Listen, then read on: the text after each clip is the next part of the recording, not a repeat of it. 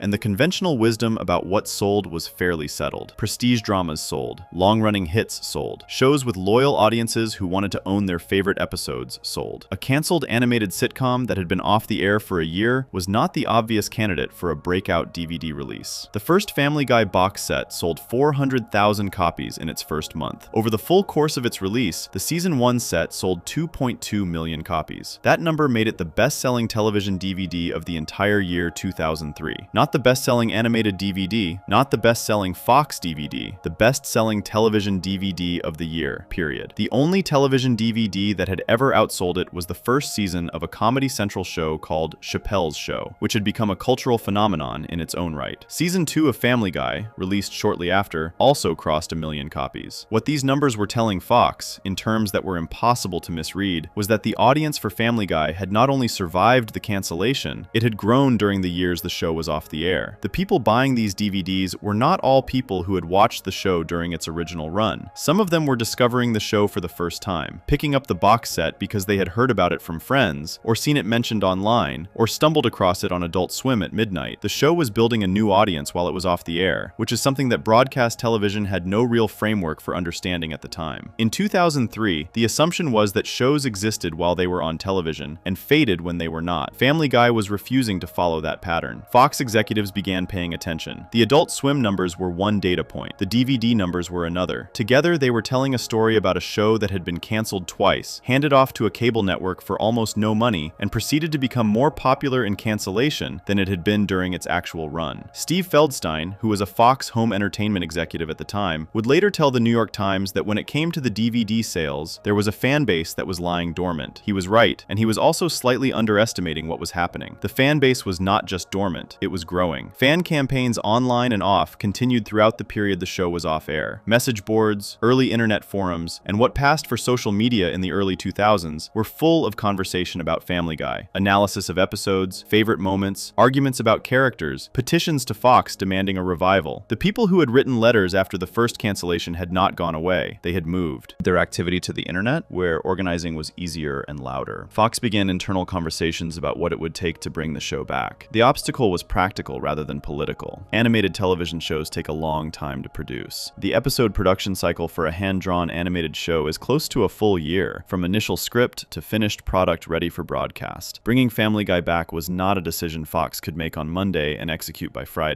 It required commitment, planning, and a genuine belief that the investment would pay off. On May 20th, 2004, Fox made it official. The network ordered 35 new episodes of Family Guy. This moment has a specific place in television history because of what it represented. No American television show had ever been revived based primarily on DVD sales and cable rerun ratings. The established logic of the television industry at that point was that a show lived or died by its broadcast ratings, and that once a show was canceled, especially twice, it stayed canceled. Fox had just broken that logic entirely. The decision to bring back Family Guy established a precedent that the television industry would spend the next decade grappling with. The idea that an audience that exists outside of broadcast ratings is still a real audience, still valuable, still worth serving. Seth MacFarlane had believed the show was finished. His writing staff had believed the show was finished. The people who had been buying the DVDs and watching the Adult Swim reruns had not believed the show was finished, and they had been correct. Production began immediately. The writing staff reassembled. MacFarlane, reflecting on the 3 years that had passed since the last new episode, said something interesting in interviews at the time. He believed the gap had actually helped the show. Animated shows that run continuously, he said, tend to show the strain toward the end of their seasons. You start seeing more cheap jokes, more recycled ideas, more signs of a team that has been working too hard for too long without a break. 3 years away from production meant 3 years of accumulation. 3 years of ideas that had not been used, of conversations the writers had not had yet on screen, of directions the characters had not gone. The show was coming back rested in a way that almost no animated show ever gets to be. The writing staff approached the new episodes with a specific goal: keep the show exactly as it had been. No reinvention, no attempt to modernize or update or make the show smoother or more polished than it had been before. The audience had fallen in love with a particular version of Family Guy, and that version was what Fox had bought back. Tampering with it would have been the wrong instinct. Walter Murphy, who had composed the music for the show since its very first episode, returned. The voice cast, Seth MacFarlane, Alex Borstein, Seth Green, Mila Kunis, came back. Physically, on the page, in the recording studio, Family Guy was reconstructing itself as close to its original form as possible while beginning the work of new episodes. The season premiere was scheduled for May 1st, 2005. Fox put it in a protected slot, Sunday night, after 2 episodes of The Simpsons, with the pilot of MacFarlane's new show, American Dad, following immediately after. This was the network using its biggest assets as a shield and a launchpad simultaneously. If you watched The Simpsons on Sunday night, you were going to be sitting there when Family Guy started. Fox was not going to hide this one on Thursday nights against shows it could not beat. North by North Quahog aired on May 1st, 2005. The episode opened with Peter Griffin breaking the fourth wall, stepping outside the show's reality to address the audience directly. He told his family that their show had been canceled. He then listed by name every single one of the 29 shows that Fox had canceled during the 3 years Family Guy was off the air, shows that had come and gone while Family Guy waited. When Lois asked if there was any hope of the show returning, Peter said, sarcastically, that they might have a shot if all those shows got canceled. Then the opening credits rolled. It was the kind of cold open that only a show with that specific history could have written. The joke only worked because the history behind it was real. Family Guy had watched from the sidelines while Fox cycled through 29 other shows, none of which had generated the fan response, the DVD sales, or the Adult Swim ratings that had eventually forced the network to reverse a decision it had made twice. The list of canceled shows was not just a joke, it was evidence. 11.85 million people watched the premiere. That was the highest rated Family Guy episode since the show's first season. It beat both Simpsons episodes that aired before it that night. It beat the American Dad pilot that followed. Among men aged 18 to 34, it more than doubled Fox's typical average much for that time slot. The audience that had been declared too small to justify keeping the show on the air had just demonstrated in the most direct way possible that it was enormous. Fox had canceled Family Guy twice. Fan campaigns had saved it once. DVD sales and Adult Swim had saved it the second time. And now, on the night of its return, the show had pulled numbers that made everything Fox had believed about the size of its audience look wrong. Not slightly wrong, substantially wrong. The resurrection of Family Guy in 2005 is remembered primarily as a feel-good story about fan loyalty and the power of DVD sales. That framing is accurate, but it undersells what actually happened. What actually happened was that a television network made a business decision, twice, based on the wrong information. The audience for Family Guy had never been as small as the ratings suggested, because the ratings could only measure people watching at specific times in specific places. They could not measure the people who had every episode memorized, who were staying up until midnight on Cartoon Network to watch reruns, who were buying box sets and lending them to friends. Those people existed. They had always existed. Fox had simply not had a way to count them. When a way to count them appeared, first in Adult Swim ratings, then in DVD sales figures, the number was large enough to reverse not one, but two cancellation decisions. The show that came back in 2005 would go on to produce more than 300 additional episodes. It would run for decades. It would spawn spin-off shows, direct-to-DVD movies, merchandise, and a cultural footprint that its original 3-season run, despite ending twice in cancellation, had already made inevitable. Before we move on, if you're enjoying this analysis, please consider subscribing. It helps the channel tremendously. But while the story of the two cancellations is the story of a show surviving its own network, there is a different kind of survival that happened during these same years. Quieter, stranger, and involving a decision that Fox made not about the whole show, but about a single episode. An episode that Fox produced, paid for, watched get finished, and then locked in a drawer and refused to air for reasons that had nothing to do with ratings or scheduling. That episode is where the story of Family Guy's relationship with censorship really begins. Section 3. When You Wish Upon a Weinstein, held for 4 years, 2000 to 2004. The first time Fox decided to hide a finished Family Guy episode from its own audience, the show had not even been canceled yet. This was the year 2000. Family Guy was still in its first run. The writers were producing episodes, the animators were finishing them, and the network was airing them. Sometimes in the right slot, sometimes not, but airing them. The machinery of the show was moving, and somewhere inside that machinery, a single episode came off the production line, went through every stage of the process from script to finished animation to final edit, and then, at the very last moment, before it could make it to air, Fox pulled it back. The episode was called When You Wish Upon a Weinstein. To understand what the episode actually is, as opposed to what Fox was afraid it might be, the plot needs to be laid out plainly. Peter Griffin loses a significant amount of money to a con artist selling volcano insurance. Desperate to recover the money before Lois finds out, Peter concludes that what he needs is a Jewish accountant. His reasoning is rooted entirely in stereotype. Peter believes, with the kind of cheerful ignorance that defines almost every bad decision he makes, that Jewish people are simply better with money than everyone else. He wants one of them on his side. He befriends a man named Max Weinstein, who is Jewish, and who helps him track down the con artist and recover the money. Peter is so impressed by this that he makes a leap that only Peter Griffin could make. He decides the best thing he can do for his son Chris is to have Chris converted to Judaism, because he believes this will make Chris smart and financially successful for the rest of his life. He drives Chris to Las Vegas for a bar mitzvah in secret without telling Lois. Lois finds out, follows them, and stops the ceremony. The episode ends with the family returning home and Peter having learned, in the specific way Peter always learns things, that success has nothing to do with religion. The episode was written by Ricky Blitt. Ricky Blitt is Jewish. Before production began, Seth MacFarlane consulted 2 rabbis about the episode's content. Both rabbis gave their approval, specifically noting that Peter learns the correct lesson by the end. Ben Stein, who is also Jewish, was cast to voice the rabbi in the episode. The episode's entire engine runs on Peter's ignorance being treated as ignorance. The joke is always at Peter's expense, never at Judaism's. Fox executives read it differently. Their concern was not about the episode's intent or its conclusion. Their concern was about how it might look in isolation. situation, taken out of context, viewed by someone who did not follow the joke all the way through to the end. The specific worry was that the episode could be read as anti-Semitic, as a show that was mocking Jewish stereotypes rather than mocking the character who holds those stereotypes. Fox made the decision not to air the episode after it had completed post-production. The episode was produced for season 2, intended to air as a Hanukkah special in December of 2000. Instead, it went into a drawer. Season 2 came and went. The show got canceled and revived. Season 3 came and went. The show got canceled again. 2 full seasons of Family Guy aired on Fox without this episode being made available to the audience it was made for. 3 years passed. In September 2003, the episode appeared on the season 2 DVD box set, the same box set whose enormous sales would eventually convince Fox to revive the show. Viewers who bought the DVD could finally see the episode that the network had refused to air. But the first television broadcast of the episode did not come from Fox. It came from Adult Swim, the Cartoon Network late-night block that had been running Family Guy reruns and building the audience that would eventually save the show. Adult Swim aired When You Wish Upon a Weinstein on November 9th, 2003. Before it aired, Seth MacFarlane recorded a brief promotional segment. In it, he described the episode as the one that Fox refused to show. He said that in this case, the network's definition of too risky was anything that does not feature Paris Hilton half-naked on the hood of a car. The line got a laugh, and it was meant to, but it was also a precise description of the situation. A network that would air plenty of things that were genuinely offensive had decided that this particular episode, about a man who learns that his stereotypes are wrong, was the thing that crossed a line. The episode finally aired on Fox itself on December 10th, 2004, 4 years and 2 months after it was supposed to air. By the time Fox broadcast it, the show had already been revived for a new season. The DVD had already sold millions of copies, and millions of people had already seen the episode through Adult Swim or through buying the box set. The Fox broadcast was, in practical terms, almost beside the point. There was one change made for broadcast. The episode contains a musical number called I Need a Jew, sung by Peter to the tune of the Disney song When You Wish Upon a Star. In the original version of the song, as it exists on the DVD release, one of Peter's lyrics is, "Even though they killed my Lord, I need a Jew." This line refers to the old and broadly discredited belief that Jewish people bear collective responsibility for the death of Jesus Christ, a belief that has been used throughout history to justify real harm against Jewish communities, and which the Catholic Church officially rejected decades ago. In the context of the song, the line is in Peter's voice, and Peter is wrong about almost everything, and the song is about Peter being wrong. The joke is that Peter holds this view and needs help from the very group he is simultaneously insulting because his own community's beliefs have not served him particularly well. MacFarlane recorded an alternate version of the line, "I don't think they killed my Lord." When Adult Swim aired the episode, they used the alternate version. When Fox aired it in 2004, they used the alternate version. The original line remains audible only on the DVD. An interesting footnote: when the episode aired in Israel, the original line was kept in. The country whose audience had arguably the most personal stake in the distinction between the two versions was the one that aired the unaltered song. On the TBS network, which also aired Family Guy reruns, the alternate line was used in the audio, but the original line was still visible in the closed captions. And if you watched Peter's lips carefully in the TBS version, he was visibly saying the original lyric. The alternate audio had been dubbed in over animation that had already been completed with the original words. The episode was wearing its censorship on the surface, visible to anyone paying close attention. The legal story around this episode runs parallel to the broadcasting story. Bourne Company, the music publisher that held the rights to When You Wish Upon a Star, sued Fox and Seth MacFarlane for using the song as the basis for I Need a Jew. The lawsuit argued that the parody had damaged the reputation of the original song by associating it with anti-Semitic content. The case went through the courts for several years. Fox and MacFarlane won. The court ruled in 2009 that the use of the song was protected as parody, which has specific legal protections in American law. The publisher's argument that the parody harmed the original was not sufficient to override those protections. MacFarlane's defense of the episode across the years it was held and the years after it aired was consistent. His position was always the same: consider the source. Peter Griffin is not a reliable voice for anything. Peter Griffin is wrong about history, wrong about religion, wrong about how money works, wrong about nearly every factual matter the show ever puts in front of him. An episode episode in which Peter holds anti-Semitic stereotypes and is then corrected by reality is doing something very different from an episode that endorses those stereotypes. The distinction matters. Fox's decision to hold the episode for 4 years suggests the network either did not trust its audience to make that distinction or did not trust itself to defend the show if the audience reacted badly. MacFarlane had also noted something about the episode that Fox seemed to have underweighted entirely. The writer was Jewish. The voice of the rabbi was Jewish. The episode had been reviewed by 2 rabbis who had approved it. The show was not flying blind on a sensitive topic. It had specifically consulted the community most directly affected and received their endorsement. Fox held it anyway. The 4-year gap between production and broadcast is, in retrospect, one of the more revealing decisions Fox made during this period of the show's history. It reveals a network that was willing to produce content it found uncomfortable as long as producing it was someone else's risk, and willing to withhold that content from its audience as soon as the discomfort became the network's own problem to manage. The episode existed, it was finished, it was paid for, and Fox looked at it and decided the safer move was to put it away and hope the problem went away with it. The problem did not go away. The DVD release put the episode in front of millions of viewers who formed their own opinion of it. The general consensus, then and now, is that the episode is a fairly standard Family Guy episode with a more sensitive topic than usual, and that the joke is always on Peter rather than on Jewish people. Critics who have written about the episode in the years since its eventual broadcast have largely described the anti-Semitism concern as overblown. The rabbis who reviewed it before production had said the same thing years earlier. What Fox was actually responding to, in holding the episode, was not the content of the episode itself. Fox was responding to the possibility of controversy, to the imagined reaction of imagined viewers who might watch the episode and respond badly, whose response might then create headlines, whose headlines might then create pressure on advertisers, whose pressure might then create problems for the network. This chain of imagined consequences, none of which had actually happened and none of which were guaranteed to happen, was enough to keep a finished episode off the air for 4 years. This pattern, a network making decisions based on what might happen rather than what had happened, would show up again in Family Guy's history. The gap between what the show actually did and what the network feared it might do turns out to be one of the more consistent features of every case in this story. Fox was almost always reacting to a version of events that had not occurred, rather than a version that had. With When You Wish Upon a Weinstein, the imagined controversy never materialized. The episode aired, eventually. Audiences watched it. The anti-Semitism accusations the network had feared did not arrive in any significant volume. The episode simply existed, as it had always existed, as a story about a man who learns that his assumptions about other people are wrong. Which is, when you think about it, a fairly ordinary moral for a television show to have. Before we move on, if you're enjoying this analysis, please consider subscribing. It helps the channel tremendously. The next case in this story is also about a scene that aired without incident, was watched by millions of people without incident, and then became suddenly, violently complicated by something that happened in the real world. Something that nobody who made the scene could have predicted, and something that turned a throwaway joke into the center of one of the darkest conspiracy theories Family Guy has ever been attached to. Section 4. Rhode to Rhode Island, the Bin Laden scene, and the creator who almost died on September 11th, 2000. 2000/post-September 2001. On May 30th, 2000, Family Guy aired an episode called Rhode to Rhode Island. It was the 13th episode of the 2nd season, and it sent Brian and Stewie on a cross-country trip home after Brian missed their flight back to Quahog. The episode has since become widely regarded as one of the greatest Family Guy episodes ever made. It received a perfect 10 out of 10 from IGN, one of only 3 Family Guy episodes ever to receive that score. Seth MacFarlane has referred to it as everybody's favorite episode. It was nominated for an Emmy Award for Outstanding Animated Program. It contains a musical sequence, a genuinely emotional moment involving Brian's complicated feelings about his mother, and a road trip structure that gave the show the blueprint for every Brian and Stewie adventure that followed. It also contains a joke about Osama bin Laden sneaking weapons through airport security. The scene works like this. Stewie, approaching the security checkpoint at an airport, realizes his bag is full of weapons. Guns, grenades, assorted instruments of destruction that Stewie carries as a matter of routine. He does what any cartoon infant with a British accent and a plan would do. He starts singing. The song is On the Good Ship Lollipop, a cheerful children's number from a 1934 Shirley Temple film. Stewie performs it with full commitment directly at the security scanner operators, who are so entertained that they wave his bag through without checking it. After he clears the checkpoint, Stewie mutters a single line, Let's hope Osama bin Laden doesn't know show tunes. The camera then cuts to another security line. Osama bin Laden is standing in it. He is carrying a bag. He distracts the security operators by performing I Hope I Get It, a song from the Broadway musical A Chorus Line. His bag goes through the scanner unchecked. He smiles and walks away. The episode aired without incident on May 30th, 2000. 16 months passed. The scene remained in the episode, visible in reruns, uncontroversial in any meaningful way. A throwaway gag about airport security being easy to fool, with bin Laden as the punchline. On September 11th, 2001, 4 planes were hijacked. 2 of them were flown into the World Trade Center in New York. 1 was flown into the Pentagon in Virginia. 1 crashed into a field in Pennsylvania after passengers fought back against the hijackers. Nearly 3,000 people were killed. The attacks were planned and directed by Osama bin Laden and the organization he led. It was the deadliest attack on American soil in the country's history. Within hours of the attacks, the entertainment industry began the process of removing content that had suddenly become impossible to watch in the same way it had been watched before. Jokes that had been harmless on September 10th were not harmless on September 12th. References that had been absurd the week before now carried weight they had never been designed to carry. Television networks, studios, and production companies went through their catalogs looking for anything that needed to be reconsidered, delayed, or removed. Rhode to Rhode Island was one of the things they found. Fox removed the Osama bin Laden airport scene from all subsequent airings of the episode. The decision was not announced dramatically.